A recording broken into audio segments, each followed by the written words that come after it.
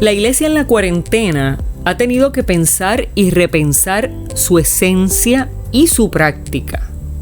En ese proceso, una de las primeras cosas que debemos considerar es el lenguaje.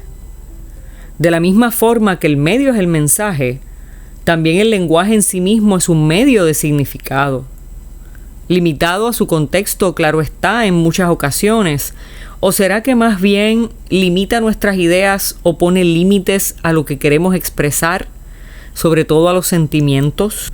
Y eso lo vamos a dejar para los filósofos del lenguaje y de la comunicación.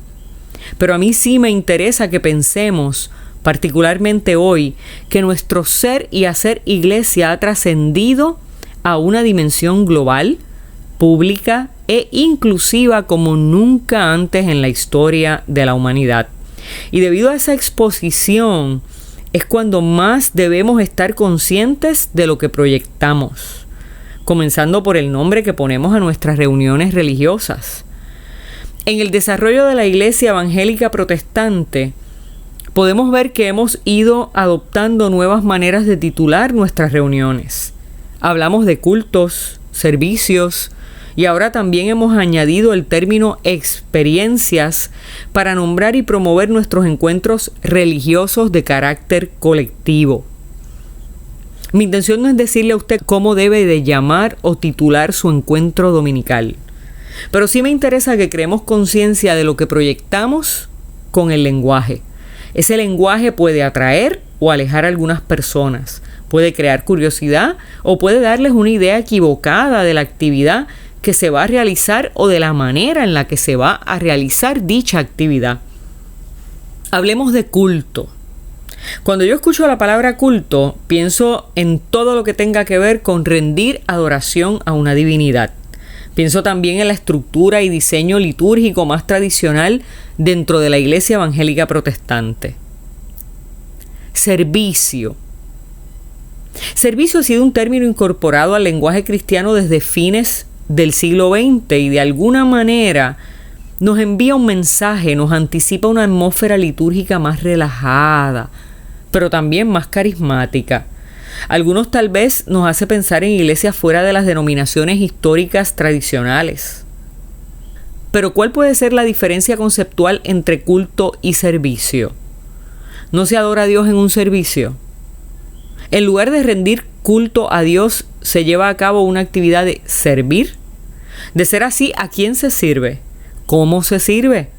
Tal vez en los contextos de capellanía es donde mejor se puede entender este término, porque se usa para describir los servicios espirituales y religiosos disponibles en una institución privada a través de dicha oficina. Es el servicio que yo rindo a esa comunidad.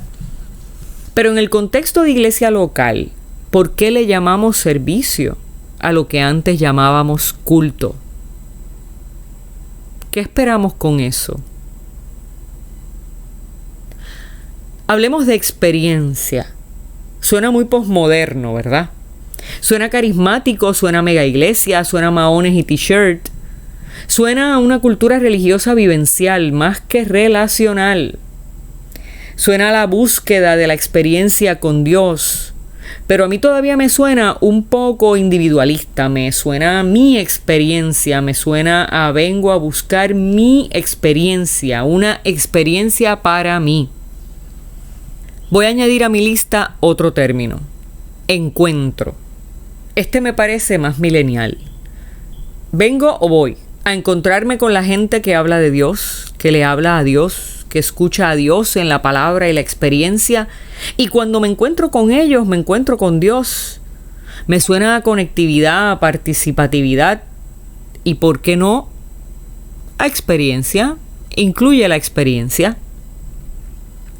El lenguaje es el primer encuentro con la experiencia cúltica, es el primer encuentro con el servicio religioso, es el encuentro que se da en el imaginario.